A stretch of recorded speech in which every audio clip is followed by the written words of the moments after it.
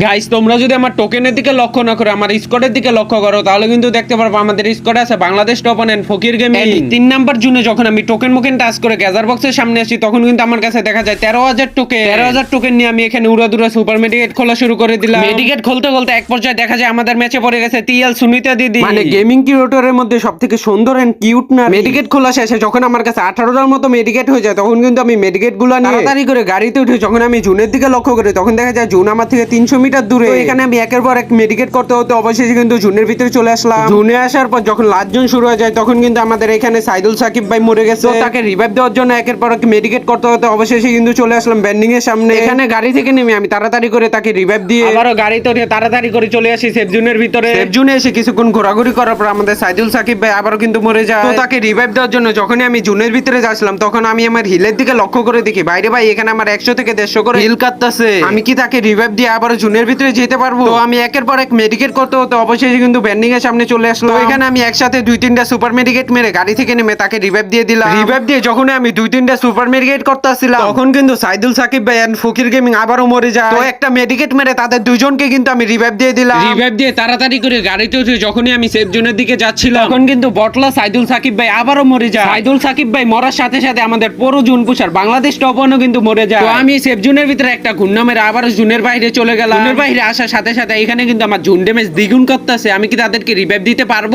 Revive দিয়ে কি আবারও সেফ জোনের ভিতরে যেতে পারবো? তো ব্যান্ডিং এর সামনে আসার সাথে সাথে এখানে কিন্তু আমাদের ফকির গেমিং ও মরে যায়। তো গাড়ি থেকে নেমে তাদের তিনজনকে রিভাইভ দিয়ে আবারও তাড়াতাড়ি করে গাড়িতে উঠে পড়ি। গাড়িতে ওঠার পর আমার কাছে কিন্তু অবশিষ্ট আর 2টা সুপার মেডিকেট ছিল। সুপার মেডিকেট এন্ড একটা ইনহেলার খেয়ে আমি কিন্তু অবশেষে জুনের ভিতরে চলে আসলাম। তো জুনে আসার পর আমার কাছে কিন্তু একটা মনস্টার ট্রাক ছিল। তো মনস্টার ট্রাকটা আপলোড হতে দিয়ে দিলাম। এন্ড যাদের আমার লাস্ট জুনের রিভাইভ গুলো ভালো লাগছে তারা কিন্তু আমার আইডিটাকে ফলো করে দিবে। তো মনস্টার ট্রাক ডাউনলোড হয়ে গেছে। তো তাড়াতাড়ি করে গাড়িতে উঠে আমি কিন্তু এনিমি গুলাকে ছক্কা মারার উদ্দেশ্যে রওনা করে দেই। তো লাস্ট আর 2টা এনিমি বেঁচে আছে। তো এখানে আমি একটা এনিমিকে ছক্কা মারিয়ে দিলাম। ছক্কা মারতে দেরি কিন্তু আমাদের বটলা সাইদুল সাকিব ভাই কিন্তু কিলটা চুরি করতে দেরি করেনি। তো লাস্ট ওয়ান প্লেয়ারটাকে মেরে আমরা কিন্তু কিউট গার্ল সুনিতা দিদির লবিতে বাংলাদেশ টপ ওয়ানকে নিয়ে করে ফেললাম ম্যাচটাকে ভুইয়া। ম্যাচটা ভুইয়া হয়েছে কার জন্য সবাই কিন্তু কমেন্ট বক্সে বলে যাবেন। গাইস আজকের মতো ভিডিও এখানেই শেষ। গুড বাই, আল্লাহ হাফেজ।